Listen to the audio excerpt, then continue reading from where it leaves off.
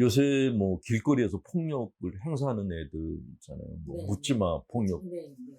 걔네들도 다 성장 과정이 좋지 않은 애들이고, 뭐, 또 데이트 폭력 굉장히 많잖아요. 네, 네.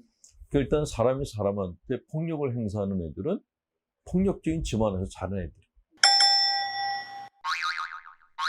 네, 맥모닝 상담소입니다. 안녕하세요. 저는 맹경순이고요. 오늘도 가톨릭 영성 심리 상담소장 홍성남 신부님을 만납니다. 안녕하세요, 네, 신부님. 안녕하세요. 네,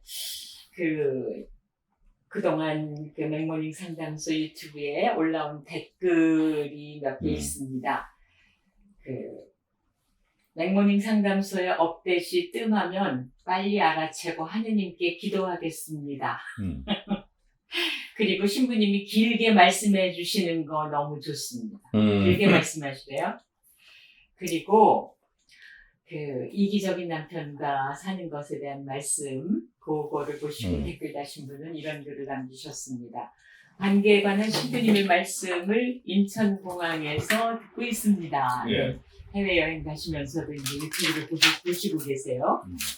그리고 그분께 이미 해볼 것은 다 하신 것 같아서 조언보다는 안아드리고 싶습니다. 네, 너무나도 이제 공감이 가시는 거죠.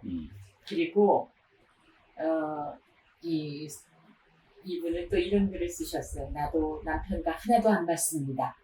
어느 날 고해성사를 하니까 신부님이 보석으로 둘이 텔레비전 같이 보지 말라 이런 말씀을 그 신부님 아주 유머 있으신데요. 네. 그리고 신부님이 남편을 레지오에 가입시키라는 말씀을 하셨는데 너무나 공감합니다. 제가 그랬습니다. 우리 남편이 레지오 가입 후에는 주차 봉사도 하고요. 그 봉사 후에는 다른 분들과 식사도 하고 들어와서 너무 좋습니다. 이제 같이 있는 시간을 줄여야 되는 게 비결인가 봅니다. 그리고 저희 부모가 이혼하고 싶으셔서 재산 문제를 가지고 생각하시다가 너무 치사해져서 아버지가 공급을 타고 오시면 생활비를 쓰고 남은 돈을 똑같이 갈라 쓰셨대요, 부모님이. 그리고 이제 이혼할 때는 요 남은 돈 모아서 그냥 각자 알아서 살자 하셨는데 오히려 그렇게 연세 드시고 나서 자녀들을 다 떠나보낸 후에 사이가 좋아지셨대요. 그러다가 아버지가 급한 사고 후에 별세하셔서 지금은 그렇게 쌀쌀했던 어머니가 사무치게 그리워하십니다. 그러니까 생활을 단순하게 해서 서로 의존도를 줄이는 게 좋을 것 같다는 말씀을 하셨어요. 그리고 어떤 분은 매일 방송 올라왔으면 좋겠습니다. 저만 혹시 못 보는 건가요? 매일 올라오는데 아닙니다. 저희는 일주일에 한 번 업데이트를 하는 그런 상황입니다. 자, 오늘 요즘만 있는 일이 아니었을 텐데 이것이 이제 이슈화된 게 요즘인가요? 네. 가정폭력에 대한 얘기가 참 많이 나와요. 가정폭력은 사실 오래됐죠. 네. 뭐 스탈린 아시잖아요. 네. 스탈린도 그 스탈린이 살았던 당시에도 러시아의 가정폭력이 다반사였다 그래요. 라이플 중독폭력이 그렇죠. 그때 제가 이제 그루지아에 갔다가 스탈린 박물관을 들어갔는데 거기서 스탈린의 어린 시절 얘기를 들었어요. 근데 그 당시에 아버지들은 술이 취해서 집에 들어오면 그냥 가족들을 때리는 게 그냥 상습적이었다는 거죠. 근데 스탈린이 바람이 아버지가 죽었으면 좋겠다는 바람을 그렇게 가졌는데 스탈린이 그렇게 바래서 그랬는지 그 아버지가 술 먹고 들어오다가 길바닥에서 동사에서 얼어 죽어요. 러시아에서는 동사하는 일이 좀 많아요. 그렇죠. 예, 뭐 영하 50도까지 내려간다 그러니까 술 먹고 자면 그냥 뭐 가는 거죠. 가정폭력은 그렇게 러시아 그 위로 올라가면서는 아주 더 심하고 그래도 근대에 와서 가정폭력이 많이 줄어들었는데 그래도 아직까지도 가정폭력 문제가 심각하다고 그렇게 알고 있습니다. 그런데 가정폭력의 영향이 자녀들이 성인이 된 후에도 영향을 끼칠 수 크죠. 굉장히 크죠. 그 아이들 같은 경우에는 0세에서 6세 사이가 굉장히 중요하거든요. 네. 그때 부모로부터 관심을 받기는커녕 무관심의 대상이거나 폭행을 당하면은, 학대를 당하면은 평생 가요. 그 트라우마가 잘 없어지지 않고. 그러니까 그 0세에서 6세 사이에 얘가 부모로부터 관심 받으면서 자기가 형성이 되거든요. 네. 그러니까 내가 뭐 하고 싶고 뭐 어디 가고 싶고 하는 그 자기가 형성돼야 되는데 이게 형성이 안 돼요. 그러면 내가 없는 상태에서 계속 길을 헤매게 돼요. 그러니까 길을 헤매게 되는데 자기가 혼자서 모든 걸 다 결정을 해야 되니까 안 좋은 쪽으로만 결정을 해요. 네.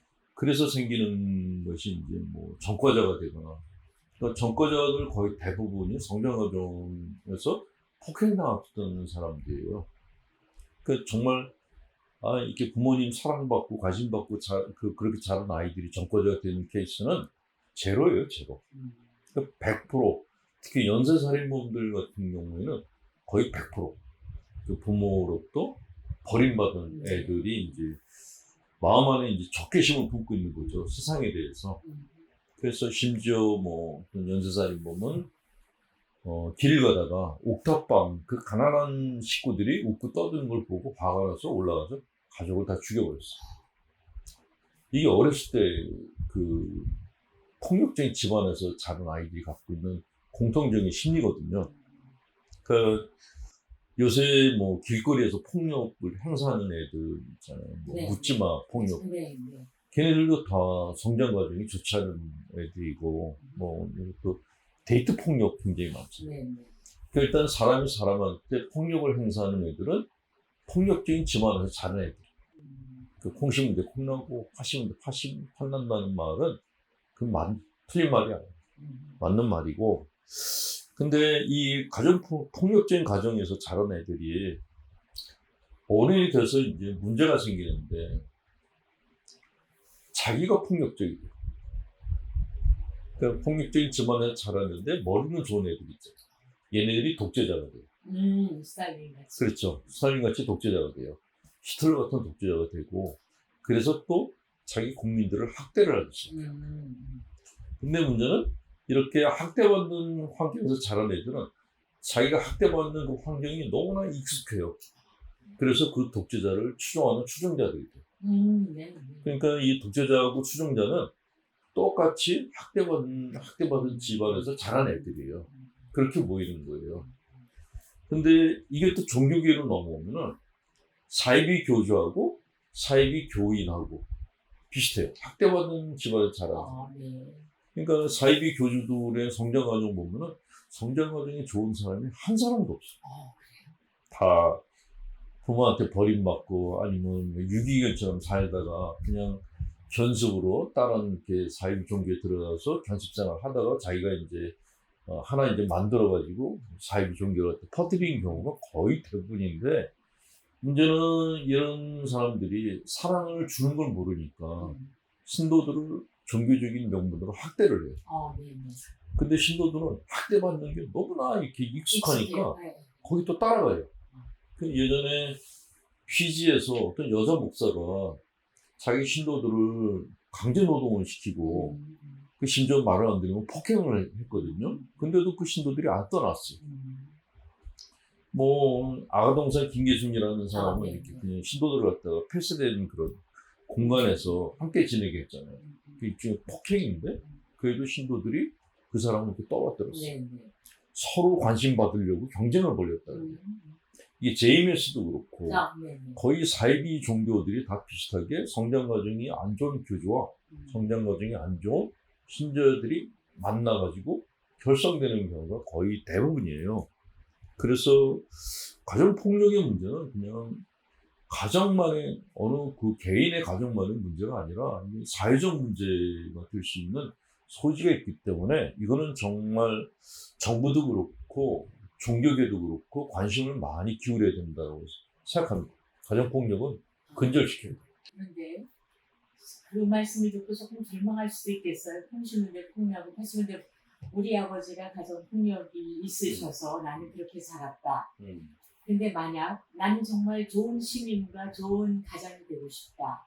이런 분들은 어떻게 해야 돼요? 엄청난 노력을 해야 되는 거죠. 그러니까 그런 경우가 이제 폭력적인 가정에서 자란 아이들한테 치유책이 될 수 있는 게 그게 학교, 네. 그다음 종교예요. 학교에서 정말 좋은 선생님 만나면은 그러니까 어렸을 때 부모로부터 그 관심 못 받은 애들은 마음속에 부모에 대한 갈망이 있어요. 그 부모 자리를 그걸 이제 뉴 패런츠라고 그러거든요. 네. 새 부모가 채워주면은 그 새 부모 역할을 하는 게 교사예요. 교사거나 종교인이에요. 네. 그분들이 걔한테 관심을 가져주고 따뜻하게 해주면은 회복이 된다고요. 네. 근데 지금 교사들이 극단적 선택을 하고 있고 그러니까 교사들이 이렇게 좌절감에 빠져 있으니까 교사들은 못 하고 있고 그러면 희망을 걸 수 있는 게 종교거든요. 네. 근데 종교인들이 신자들을 학대를 하게 되면은 증세가 더 악화되죠. 그래서 제가 지망교구 사제단 가서도 거기서도 그런 얘기 했는데 신부들은 아버지다. 진짜 아버지다. 이게 가정에 있는 아버지는 아니지만은 신자들 마음 안에 정신적인 아버지다. 그러니까 사제는 어떻게 살아야 되는가? 뭐 기도를 많이 해야 됩니까? 뭘 많이 해야 됩니까? 이런 질문 하는데 그거 다 빼고 그냥 진짜 아버지가 되라. 그런 강의를 한 적이 있어요.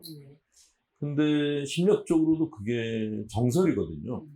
그러니까 따뜻한 아버지의 모습을 보여주기만 해도 어린 시절의 그런 상처와 트라우마가 치유가 될 수 있다라는 것이죠. 그런 의미에서 저는 종교가 굉장히 중요한 자리를 갖고 있다라고, 종교보다 종교인들, 성직자들이 정말 중요한 자리를 갖고 있다라고 생각합니다. 왜냐하면 하느님을 만나기 전에 사람을 그렇죠. 사람을 먼저 만나고 만나니까. 느끼게 되거든요. 예. 네. 그 사람을 잘못 만나게 되면 하느님도 왜곡되게 돼요. 아, 그렇죠. 네. 예. 그 본당 신부님이 그냥 신자들 볼 때마다 야단을 치고 그러면은 신자들 마음속에 하느님은 심판자예요. 그 우리가 하느님 앞에서 죄를 지은 것만 생각하고 하느님을 어려워하는 그런 신앙관이, 병적인 신앙관이 생긴단 말이죠. 네. 그런 의미에서 종교인들이 정말 중요하다는 생각이 듭니다. 종교인이 누구냐에 따라서 하느님의 모습도 달라질 수 있다라는 것이죠. 그러니까 어떻게 생각하면은 본당의 사제나 혹은 이제 본당이 아니더라도 사제나 수도자가 신자들에게 좋은 가정이 될 수 있고 또 반대로 본당 사제나 수도자에게 신자들이 좋은 가정이 되줄 수 있고 그렇죠. 그런 것 같아요. 네. 자, 오늘의 상담 사연을 소개해드리겠습니다. 저희 시간에 의문하고 싶으신 점이 있으신 분은 저희에게로 사연 보내주시기 바랍니다. 자, 조금 심각한 문제예요. 다양성에 대한 받아들임에 대해서 신부님의 답변을 듣고 싶습니다. 한 사회가 건강하려면 다양한 목소리가 있어야 한다고 신부님 자주 말씀하시는데요. 그런데 저도 이성적으로는 동의하는 바이지만 실제 생활에서는 그렇지 못합니다. 특히 대수천이나 태극기 부대, 엄마 부대 같은 집단들의 행동들을 보면 너무너무 화가 치밀어 오릅니다. 나와 다른 의견을 가진 사람들의 목소리, 나와 다른 사람들의 생각을 그럴 수도 있어 이렇게 좀 그대로 받아들이려면 어떻게 해야 할까요?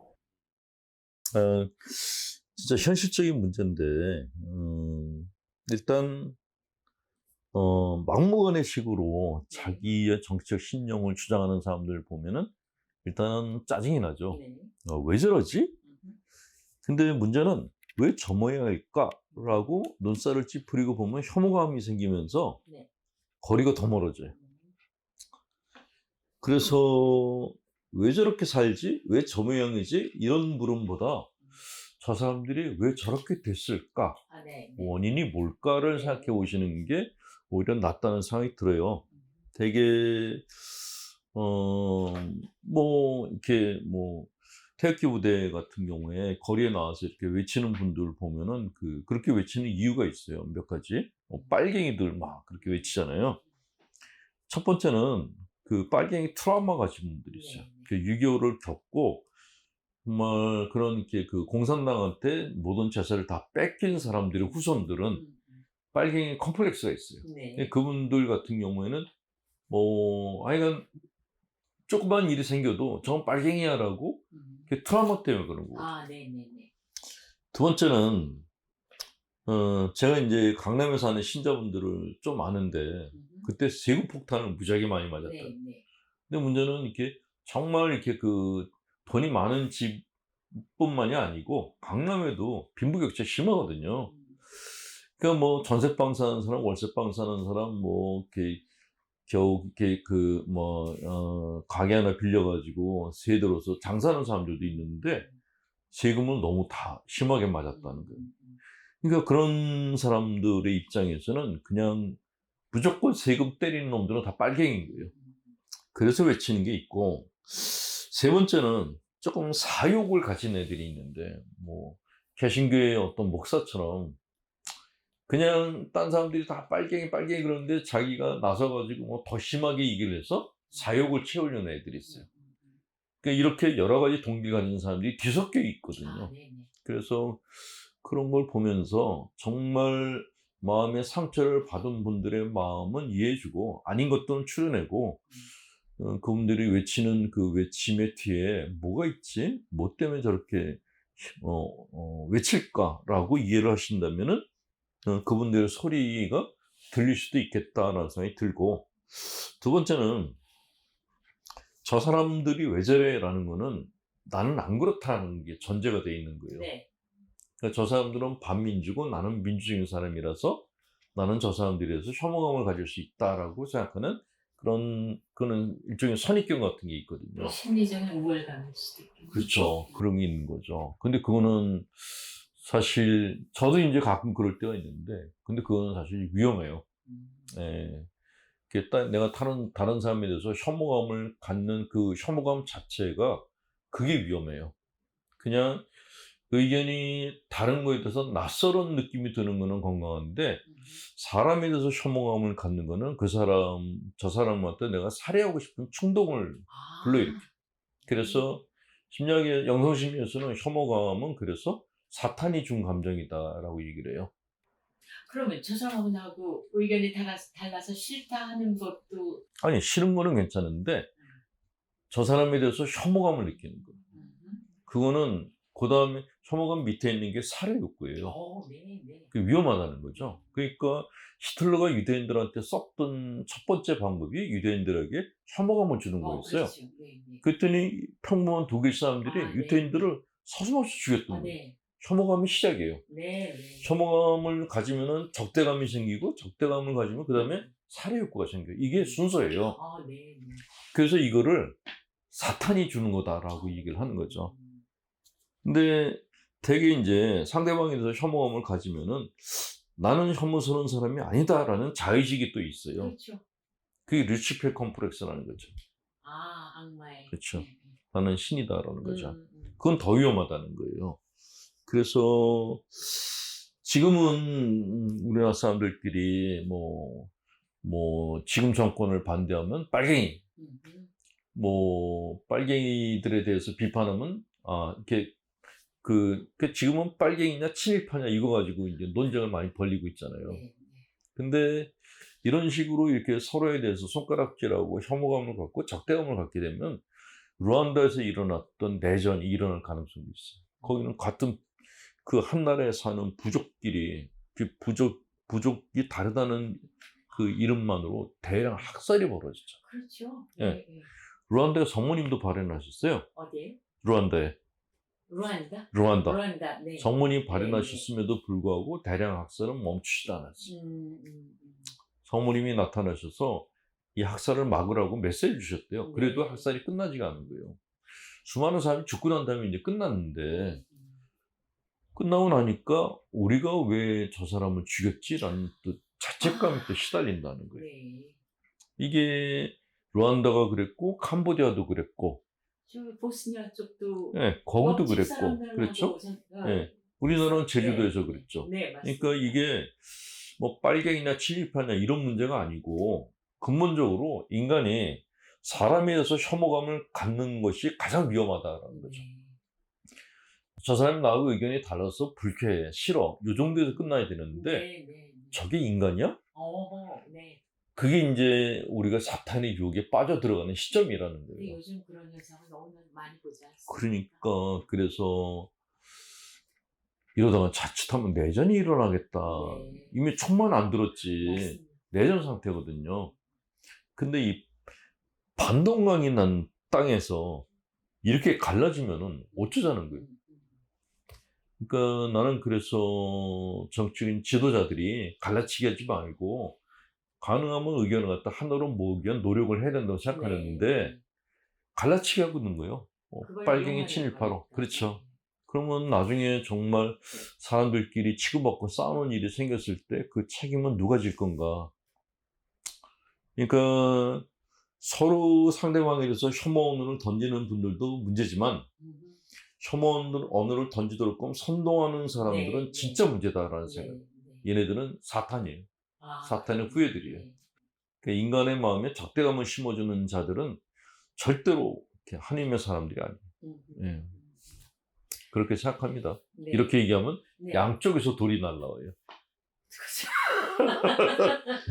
그래도 뭐 저는 제가 본 대로 네. 사실대로 얘기할 수밖에 없고, 저는 이제 다른 나라 여행하고 내전이 일어났던 나라들의 그런 역사서를 봤거든요. 네, 네. 근데 근본적인 거는 양쪽 다 스스로 정의롭다고 생각하는 그렇죠. 거예요. 네. 그리고 양쪽 다 상대방에 대해서 혐오감을 가진 거예요. 그렇죠. 그게 조그만 사건이 터지면은 네. 바로 총을 들고 칼을 빼들게 네, 만들더라고요. 네, 네. 그래서 이거는 우리는 6.25를 겪었는데 6.25와 비슷한 일이 또 일어나게 되는 거는 그 절대로 막아야 된다라는 네, 게 제 네. 지론입니다. 네, 오늘 신부님의 말씀과 예화로서 답이 된 것 같습니다. 근데 생각을 해보니까 우리가 지금 처한 환경은 굉장히 위험한 환경이군요. 네. 자, 저희 시간에 함께 생각해보고 또 마음의 답을 얻어서 편해지실 수 있으시면 좋겠습니다. 저희 시간에 사연을 보내주실 메일 주소 보이시죠? 네, 저희한테 보내주시고요. 그리고 좋아요, 구독을 좀 부탁을 드릴까요? 네. 지금까지 가톨릭 영성심리 상담소장이신 홍성남 신부님과 함께 했습니다. 고맙습니다. 수고하셨습니다. 네.